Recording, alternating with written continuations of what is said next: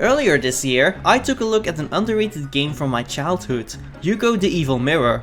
While I was making that video, I decided to buy 2 Hugo games that are considered the predecessors of Evil Mirror, The Quest for Sunstones and Black Diamond Fever.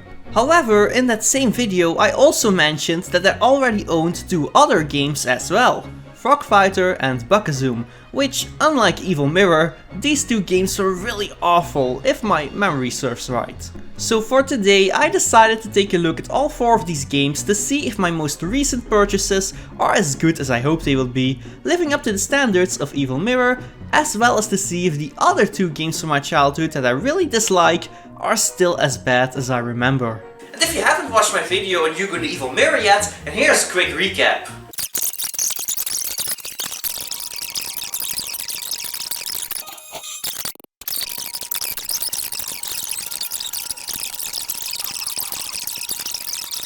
Did you get all that? But seriously though, Evil Mirror is a great underrated game from my childhood, and that's all you really need to know in order to enjoy this video. So today I'm going to take a look at 4 more games from this franchise. I also apologize for not uploading anything in August. Things got a little bit busy. Okay, first up is Hugo the Quest for Sunstones, Hugo's very first 3D platformer. So, just like Evil Mirror, the game starts off with a CG cutscene, but this one is of considerably lower quality than those cutscenes from Evil Mirror. Yeesh. Skilla, are you okay? Do I need to call a doctor? You look like you could use some plastic surgery.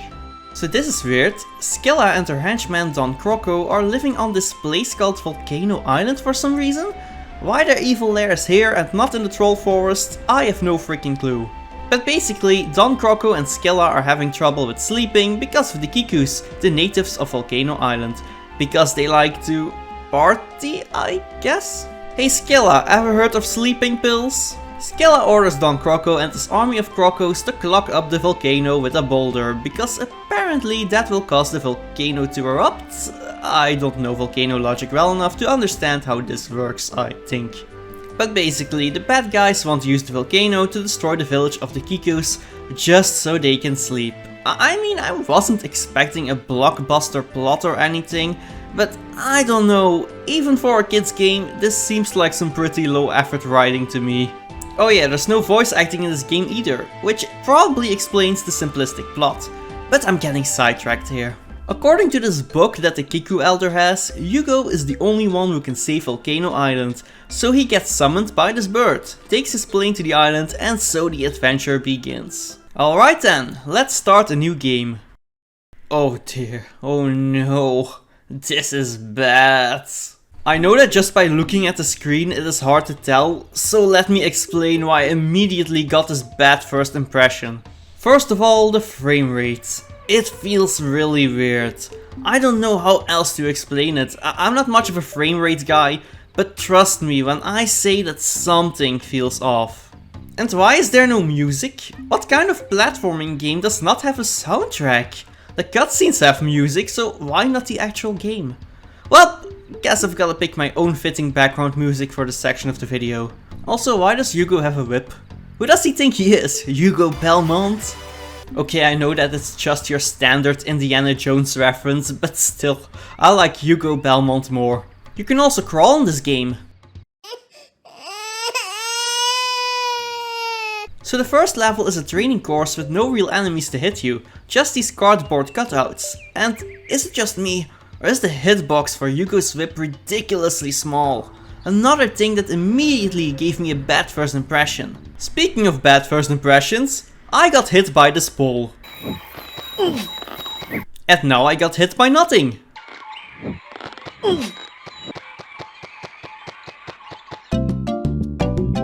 Oh, so they put in the effort for a level ending jingle and a checkpoint jingle, but not actual music?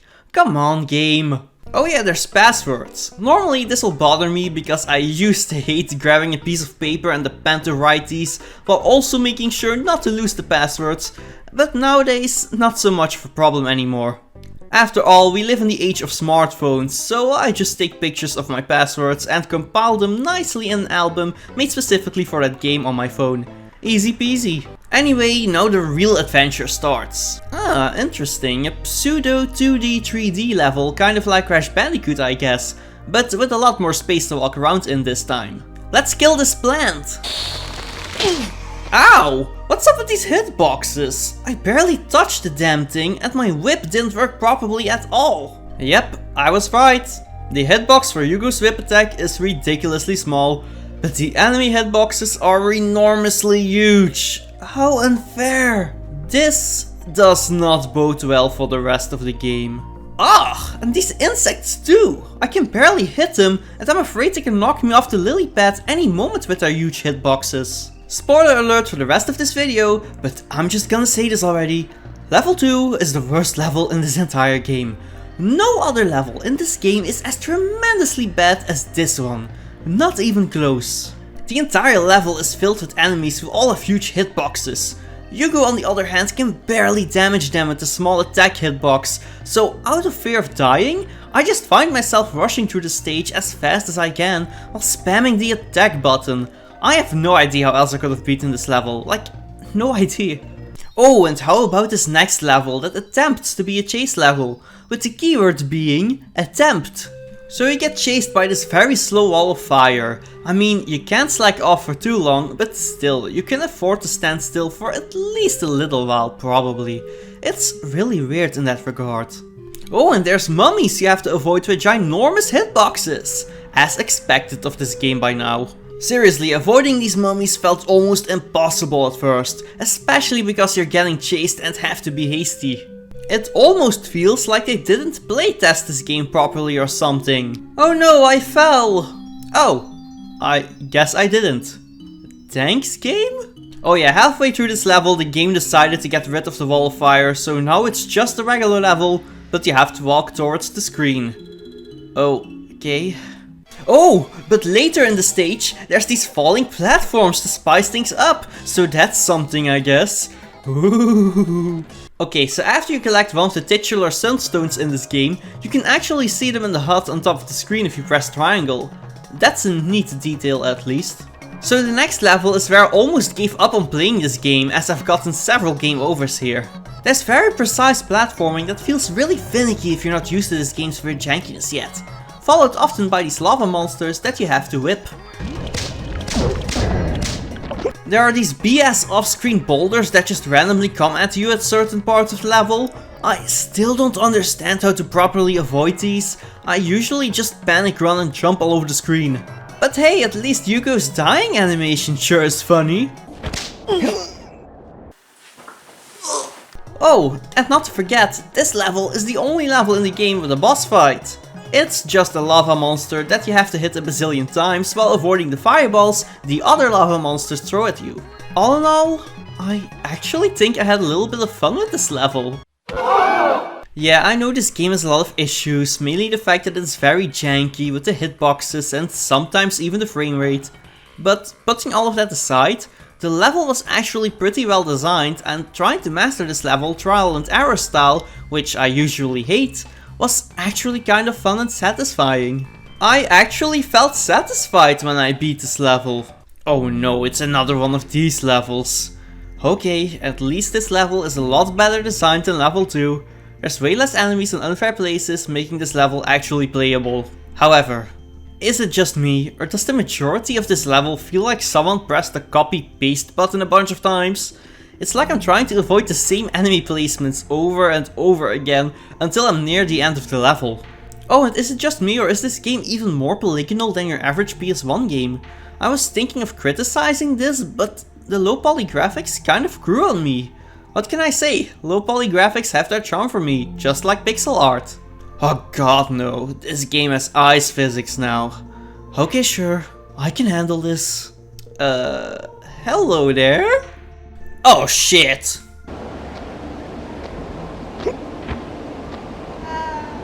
What the heck was that? That depth perception was awful! And it happened again. Guess I just gotta make a leap for it.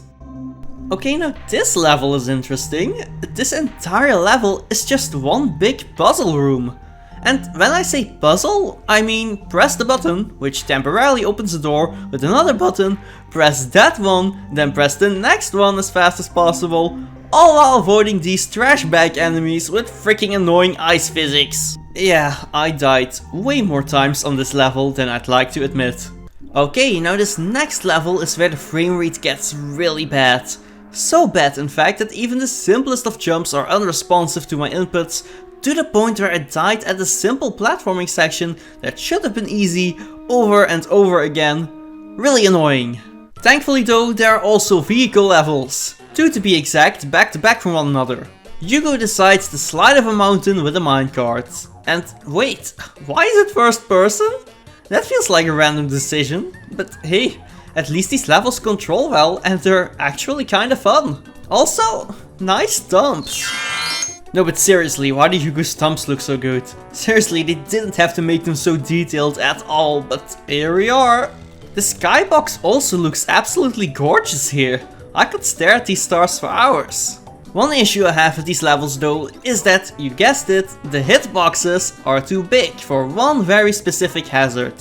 The bottomless pits that kill you instantly. Of course. Avoiding these pits in first person mode is weird enough as is, but the ginormous hitboxes strike again. Definitely this game's worst enemy. The second minecart level also has a really weird checkpoint that is placed right before a pillar you have to avoid. So whenever you die, you have to react to this big hazard that's right in front of you immediately, which is almost impossible for me. Jeez. And why does the land with no snow near the end of the level hurt you instead of just slowing you down, which will be much more realistic if you think about it? Dying to this land legitimately jump scared me with a loud death sound. Issues aside though, these 2 levels are my favorite in this entire mess of a game.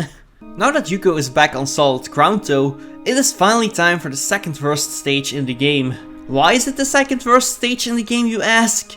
Well, that's because this stage is littered with unavoidable obstacles, most notably these giant tentacles that are put in life or death platforming situations.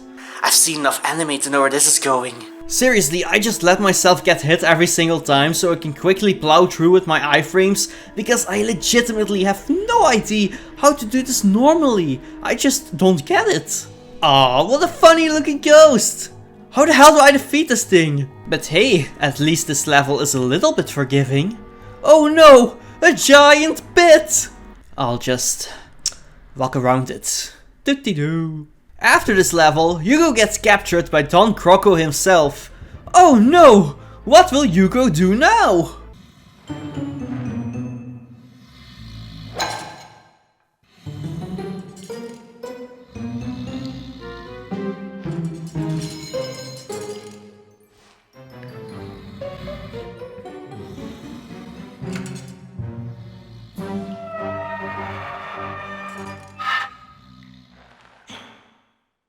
Moral of the story, don't sleep on the job.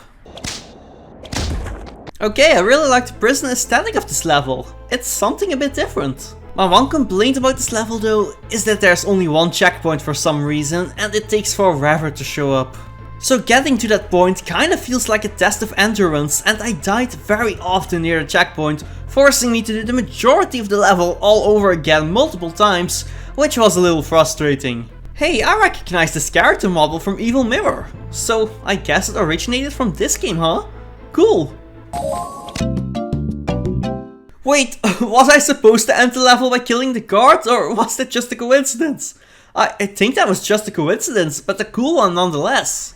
Anyway, Hugo grabs the last Sunstone and gets the heck out of Skilla and Don Croco's lair. But one of the guards noticed Hugo and informs the witch and crocodile during their romantic dinner.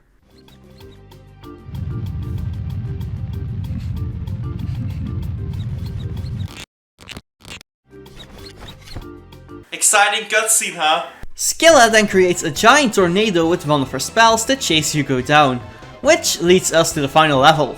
A chase level. Why is the final level a chase level of all things? And there's no checkpoints either? Oh, come on! Well, okay, at least I beat it on my first try this time, but on my first playthrough I did a couple of months ago, I just kept dying to these smaller tornadoes over and over again, because avoiding these is surprisingly difficult. Just remember to frantically run left and right and you will probably be fine. I think.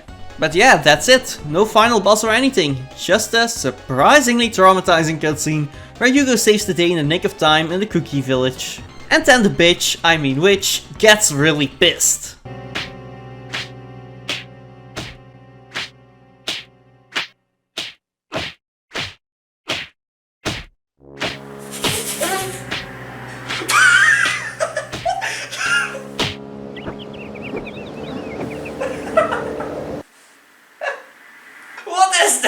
Why is this so funny to me? Peak comedy on the PS1 has truly been achieved right here, ladies and gentlemen. And that was Hugo, the quest for Sunstones. I feel very mixed about this game. Was this game any good? No. Was this game bad? No, I think. This is weird. This game has a lot of issues, but most of these issues come from really bad and straight up unfair hitboxes. The frame rate also dips occasionally in levels where it matters the most with the platforming, which can get very annoying.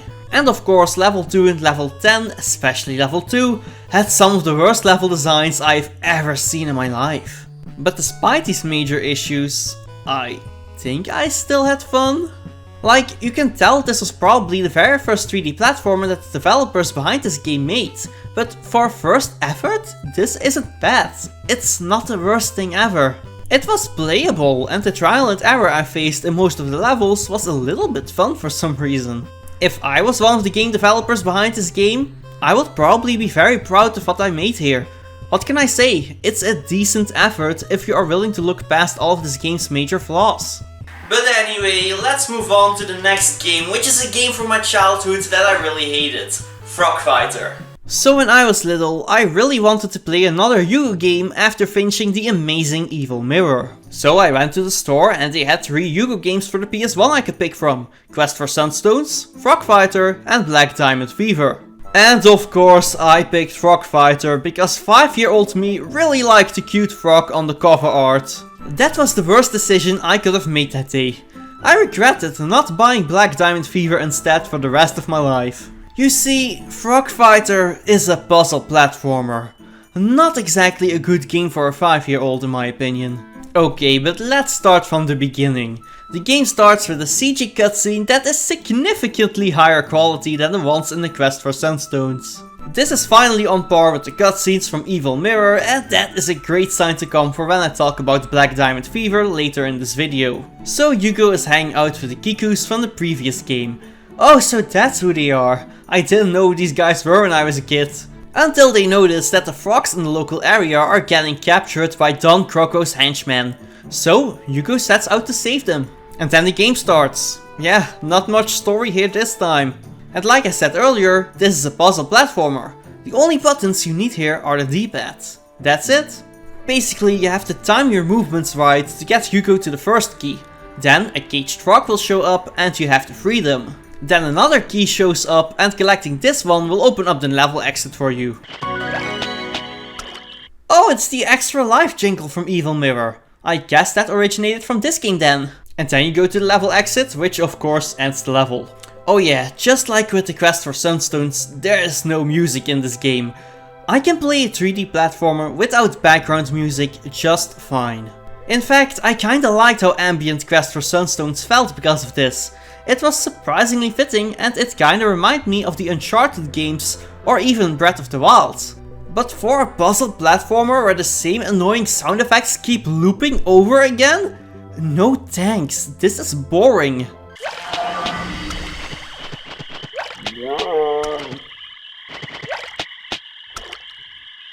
Just make it stop! Stop! And you know how I mentioned that this game was too difficult for me when I was 5? Well, I'm 23 years old now and I got stuck at the 3rd level. I don't have the patience for this, I just don't. I just don't know what to do here. I'm stumped! However, I've always wanted to see this game's ending, so let's just look up the password for the final level online and see if we can beat it. Thank you, GameFAQs! Oh, it's Don Croco. He's a chef now. So all this time he just wanted to eat the frogs. Honestly? Can't blame him. Frogs is so good. Don't eat this level. Okay, so the final level is surprisingly creative. You have to save 2 frogs here, and in order to do that, you have to activate switches in a specific order to open the way, while also getting chased by Don Croco himself in the middle of the level, which is kinda scary. Like, if I was a kid, this would genuinely freak me out with how scary and nerve-wracking this is, but in a good way, of course. Anyway, I beat the final level, which is a million times easier than level 3, by the way. Let's see how this game ends.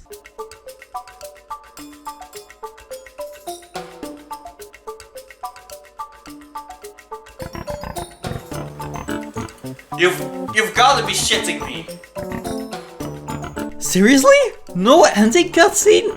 All we get is a credits with a stupid frog song? Oh yeah, now we're getting a song. Where is the music in the actual game? This game is unbelievable. Frog Fighter, after all these years, you still not failed to disappoint me. Let's hope the next game, Black Diamond Fever, is any better. This is Evil Mirror's predecessor after all, so my hopes are kinda high right now. Alright, let's boot this game up.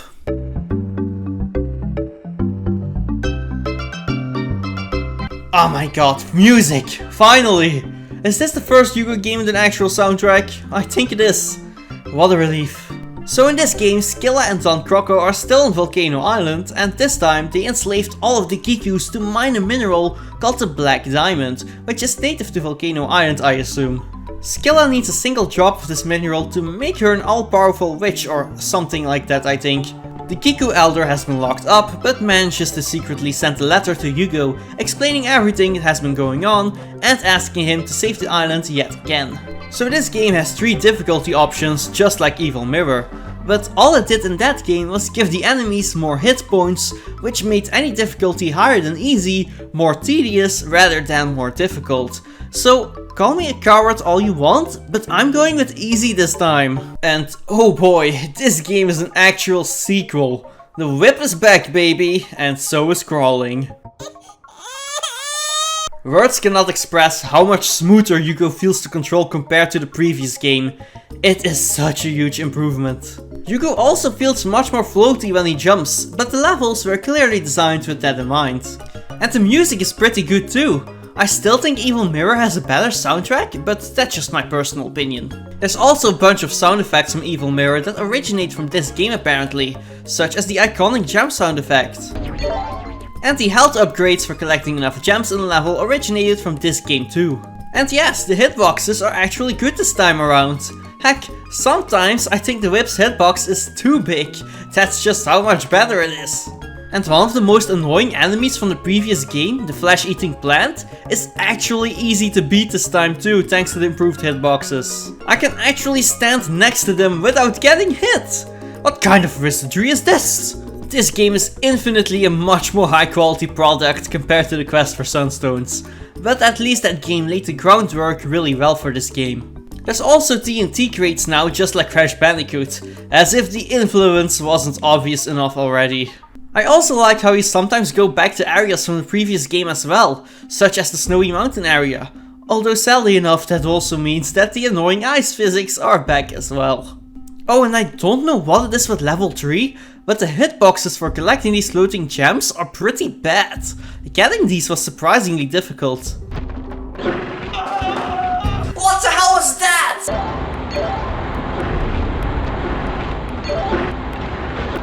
That was some BS. I know I said earlier that the music wasn't as good as Evil Mirror's soundtrack, but there's one song that really stands out, and that is the music for level 7, Meltdown. They didn't have to go this hard, they really didn't, but they did anyway.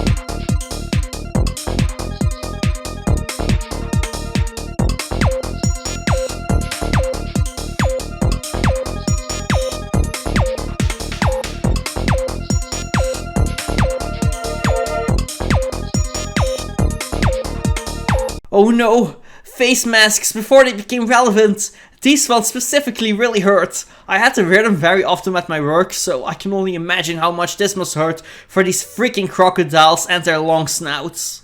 Let's put them out of their misery. Okay, after level 7, Hugo rescues the Kiku Elder, distracts Skilla and Don Croco so they barely missed their one chance at getting the drop they needed. And then the final level starts. Another chase level just like in the quest for Sunstones. And this one's even worse. I died more at this level than I can count. The camera angle is absolutely awful. It's impossible to see what's coming ahead, especially when you have to be fast to avoid the wall of fire. This final level is awful. Black Diamond Fever, you are such a big improvement from your predecessor, but you just had to it up at the last second now, did you? Well anyway, Skilla is mad again, makes a neat reference to the best cutscene ever. Prehistoric reptile, stupid, ugly, you could never do anything right. And then she makes her escape, saying that she's going back to the Troll Forest, which explains why she lives there in the next game, Evil Mirror. I guess she just took a temporary vacation in her vacation lair on Volcano Island for 3 games, I guess? Or am I looking into this too deeply? I'm probably thinking about this too much, yeah. The Kikus are saved and Hugo goes back home again. The end.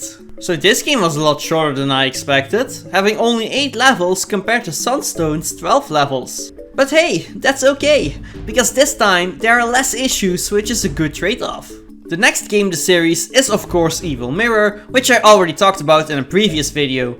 But I did find one more Hugo game from my childhood that I quickly wanted to talk about before I wrap up this video. Bukkazoom. Okay, according to the back of the box, this game is the most ambitious kart racing game of the generation. That means it's going to be even better than Mario Kart, it's going to be even better than Crash Team Racing, it's going to be better than Diddy Racing. Wow, I sure can't wait to play this game! Heh, most ambitious kart racer, my ass. Okay, so I just booted up the game and we are immediately greeted with the most ugly looking loading screen of all time. Graphic design is my passion. And then we're on the menu, greeted by a very impatient Hugo.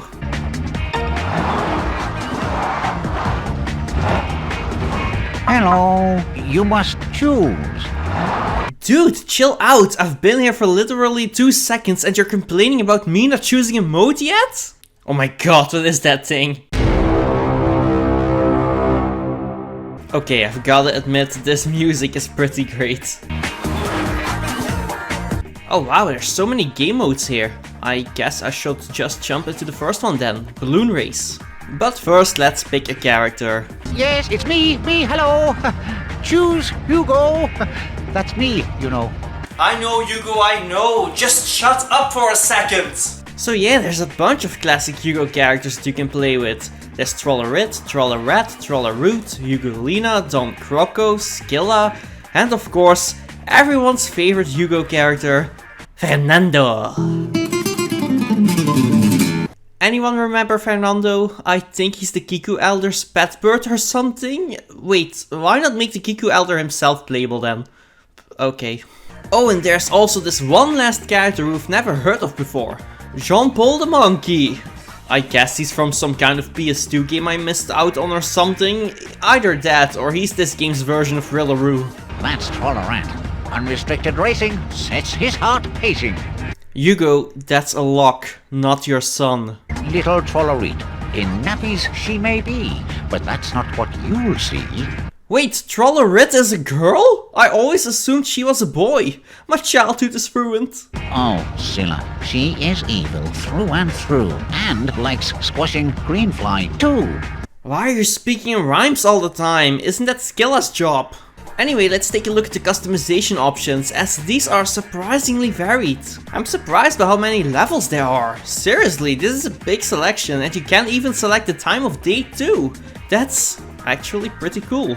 Then you can choose the difficulty option, although I'm pretty sure this only affects how fast your car moves based on this guy over here. And last but not least, you can choose how many opponents you want to go up against. Alright, time for the balloon race. Oh my god, this feels awful immediately. Just one light tap of the D-pad or analog stick and Hugo moves way too far to the left or right. This does not feel right at all. At least the items are decently interesting. It's literally exactly the same as Diddy Kong Racing, where every single collectible gives you a specific item, ranging from rockets to turbos and even shields. But also, just like Diddy Kong Racing, you can combine these different items for all kinds of different effects. But what about the actual level? Well, here's the thing. The levels in this game are basically big arenas, and the goal of the level depends on the mode you're playing. For example, the balloon race is just who can get through 10 balloon gates first. A balloon gate will disappear once someone has already passed through one. This is the most difficult mode in the entire game for me. Even when playing on easy mode, the CPU is just super aggressive. Seriously, car crashes happen left and right here.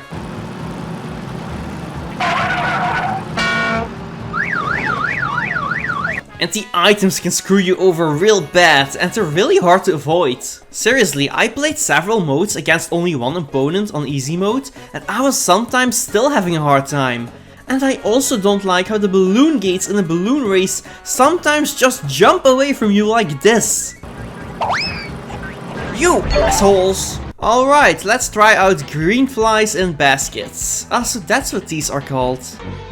He's just standing there, menacingly! In this mode, you have to kidnap these green flies and bring them back to your base. This was probably the mode I was the best in. I also like the little every single time you score a point. It kinda annoys me how sometimes I freaking lose my green flies simply by bumping into a wall or something. Jeez. Then there is a race which is kinda like a balloon race, but the balloon gates don't go away. It's just 3 laps across all gates spread across the level that you have to go through in a set order, and whoever is first, of course, wins obviously. Holy shit, what happened to your hair in this game, Trollroot? Oh, it was just a bug antenna playing tricks on me. Yeah, the game never really explains why everyone is small and riding bug cars. There's no story mode or cutscenes either, you just play. Although I do have this vague childhood memory of reading the manual, which did have an intro story about how everyone shrunk down, and then they just decided to ride bugs and race or something. I honestly don't really care that much. I'm also assuming it was Skilla who shrunk everyone with a spell, but I can't remember for the life of me. Kind of weird that the bugs inexplicably have wheels and steering wheels though. But hey, the fact that you can drive on water is a really cool effect, I've gotta admit. Okay, next up is Capture the Balloon, which is also a pretty bad mode to be honest. You just have to get through 5 balloon gates while holding onto a balloon. I mean, it's easier than a regular balloon race, but damn, the CPU is so freaking aggressive. I'm sure that playing with real people is a lot of hectic fun, but this CPU, man, it's like a bunch of pigeons fighting for that last crumb of bread. Next up is Taxi Race, which is the green fly mode, the balloon race mode, and the capture the balloon mode all combined into one. And to be honest, this is probably the second best mode in the game. It's playable. The CPU feels a bit more balanced here, while still being hectic in a fun way this time at least. But that's all I have to say about it. I don't understand why these green flies need a taxi home though, considering they're already in a car themselves. It just feels like we're kidnapping them again. Next up is Free Roam, which is just driving around in the level with no time limit at your own leisure. I kinda like the idea behind this mode. I wish more games had a mode like this, where you can just explore a level with no restrictions and disturbances. I've always wanted to see a mode like this in Super Smash Bros. And Hyrule Warriors, and probably some more games I can think of right now, so this is genuinely great. And then there's Time Trial, which is just a regular racing mode, but there are no opponents, you just have to set a time record, obviously. However, apparently, and I noticed this really late, there's also a championship mode at the bottom of the mode list. Championship mode is basically 5 different modes in a row, and you have to come out on top in as many modes as possible to win. This is also where you can unlock new characters and stages. I was never able to unlock anything as a kid, because that's just how aggressive the CPU is, and like I said earlier, the cars feel very weird to control too. It takes a while to get used to. But this time, I was able to win 4 of the 5 games in championship mode. And I unlocked a brand new level, as well as Skilla the Witch as a playable character. Neat! Let's try her out in Free Roam.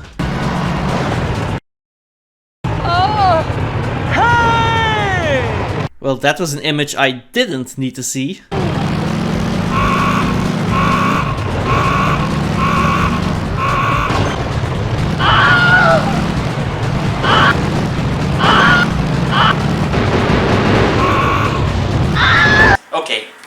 that's enough Hugo Bukkazoom for today. I've gotta admit, this game is not as bad as I remember. I can definitely see this being decently fun with some friends. However, I just don't like the approach this game took, where it's just battle arenas with various game modes and artificial races with these balloon gates scattered across the map. I'd much rather play a racing game with actual linear racetracks. This entire game basically just felt like a boring, undercooked extra battle mode that you'd find in a bunch of linear race games, where I usually ignore these modes if they're not fun enough.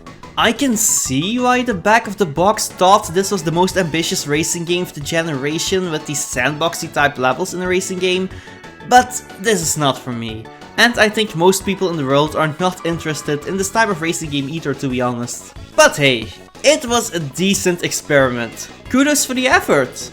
And that's it! I've officially talked about every single Hugo game I own at this moment. I hope you're happy, Faris. You requested this video earlier this year and I delivered. I hope you're still watching.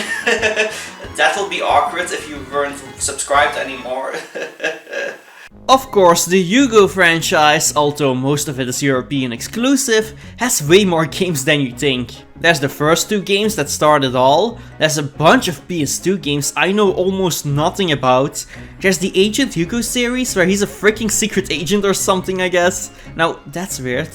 And then there's even a free-to-play mobile runner game that you can probably download right now.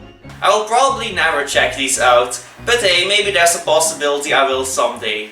Maybe. Probably not. Thanks for watching. Evil Mirror will always be the best Hugo game. Yes!